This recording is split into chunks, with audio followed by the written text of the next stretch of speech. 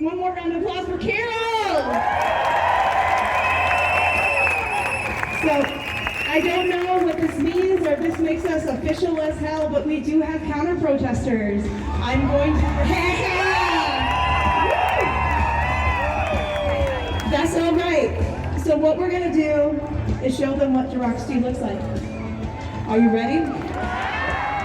Show me what democracy looks like! This is what democracy looks like! Show me what democracy looks like! This is what democracy looks like! Show me what democracy looks like! This is what democracy looks like! Show me what democracy looks like! This is what democracy looks like! What are you talking about?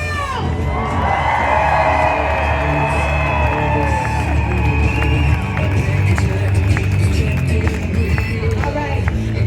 Up next we have Dr. Muhammad.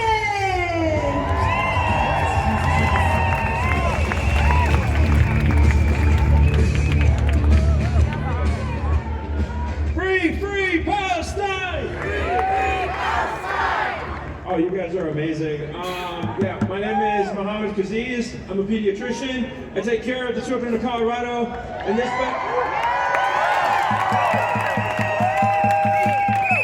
And this past January, I went and cared for children in Gaza.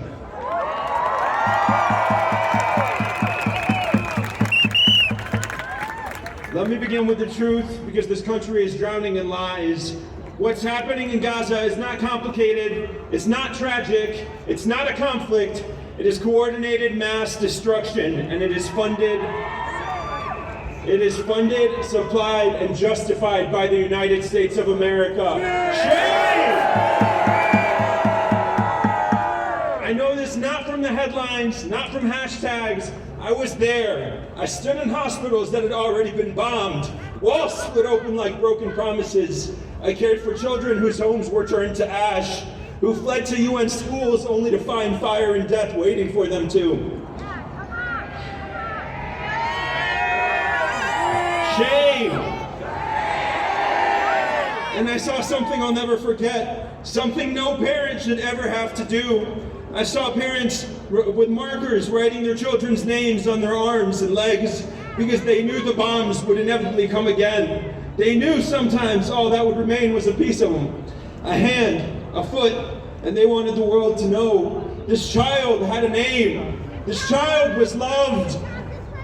We had no specialists, almost no supplies. Sometimes I would hold patients' hands just to let them know that they weren't alone, that someone saw them, that someone still believed they were sacred.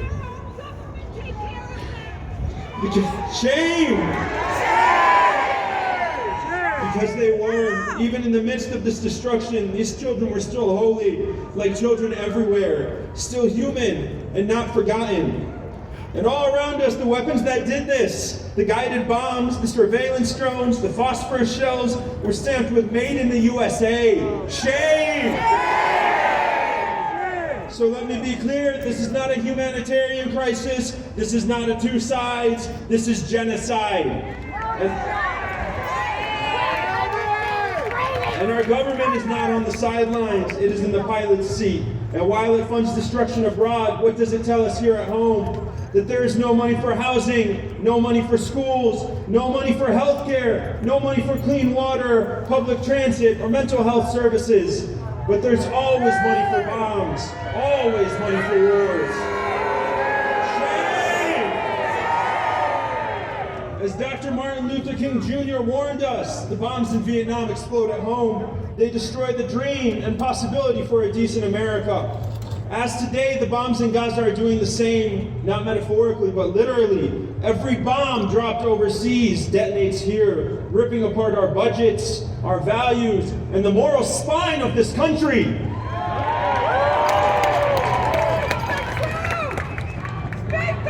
Free Palestine! Free Palestine! You cannot build justice at home while fueling injustice abroad. Any government that exports violence will always import repression. To sustain violence elsewhere, it must silence truth tellers here. And what did our institutions of power do when this began? The media, they echoed the lies. The universities, they muzzled their students. The politicians, they hid behind empty words. They stayed silent while Gaza burned. They watched destruction live streamed to the world and said nothing. Shame! And when people spoke up, what happened? Students were arrested, protesters were smeared, professors were fired, whole movements were labeled as threats, while most stayed silent. And shame! And now the repression that began with Palestine is spreading. Will we again stay silent? Now climate activists are being charged as terrorists, labor organizers are being surveilled, teachers are being censored. And just weeks ago, my friend, Jeanette Vizquera, a beloved Denver immigrant, leader, and mother of 4, was detained by ICE outside of her workplace.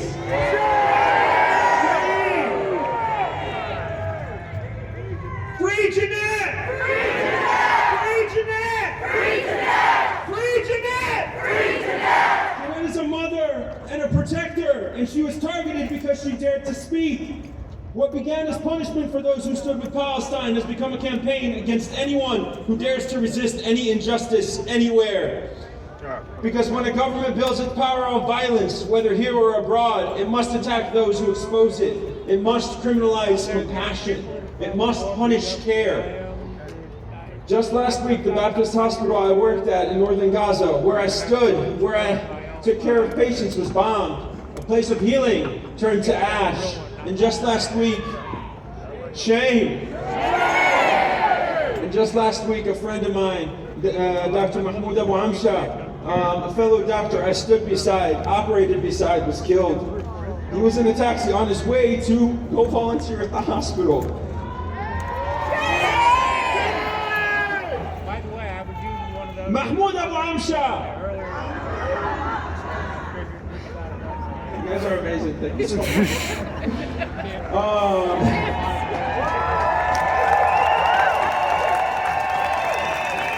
He was on his way to save lives at the hospital, and they took his. There was no battlefield. He was not wearing a uniform. He was just a healer, targeted and erased. These are not accidents. These are not mistakes. This is what state violence looks like when it's fully unleashed on hospitals, on civilians, on homes, on hope itself. And that is why we cannot stay in our silos. Dr. King didn't have to go to Vietnam to understand that bombs dropped abroad were destroying black communities at home. He stood against war not because it was easy, but because his moral vision left him no other choice. He knew you cannot pick and choose where justice applies. Justice is not a charity. It is morality. It is truth. It is courage. And that is what we're being called to today.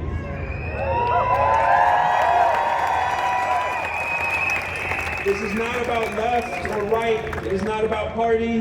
It is about power. It is about a government addicted to war, allergic to truth, and afraid of the people waking up.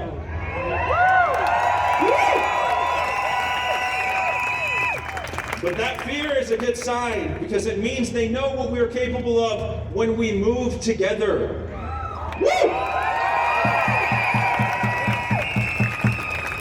We are not helpless, we are not alone, and we are not confused. We know exactly who the enemy is. It is not each other. It is the system that feeds on repression and death and demands our silence. So yes, when we stand with Palestine, not only because it is just, but because it is necessary. When we say free Palestine, we are also saying free the people of this country from a government that will jail the poor, poison the land, and silence anyone who dares to care. Free Palestine! Free Palestine! Free Palestine! Free Palestine! Free Palestine! Free Palestine!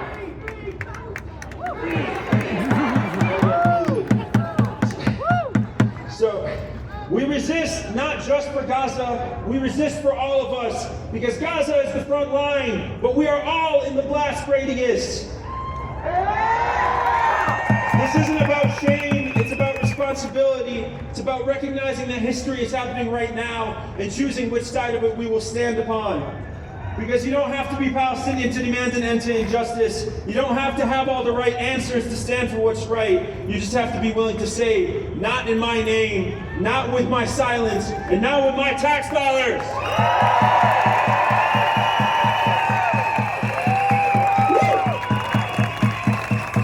We are not helpless. We are not outnumbered. We are the majority who still believes that life is sacred, that truth matters, and that justice must be for everyone.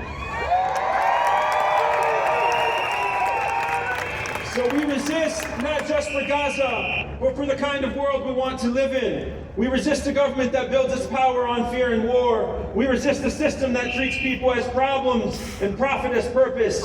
And we organize across struggles, across movements, across generations, because none of us are free until all of us are free.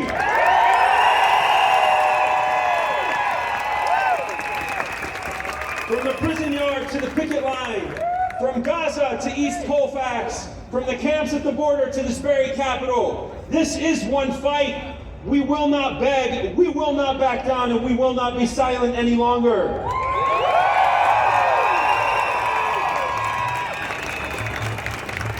We will resist this government, its bombs, its borders, its billionaires, its brutal lies, until every system built to kill, cage, or erase us is dismantled. So say it with me, not as a slogan, but as a vow. From the river to the sea, Palestine will be free! Palestine will be free. Palestine will be free! And so will we.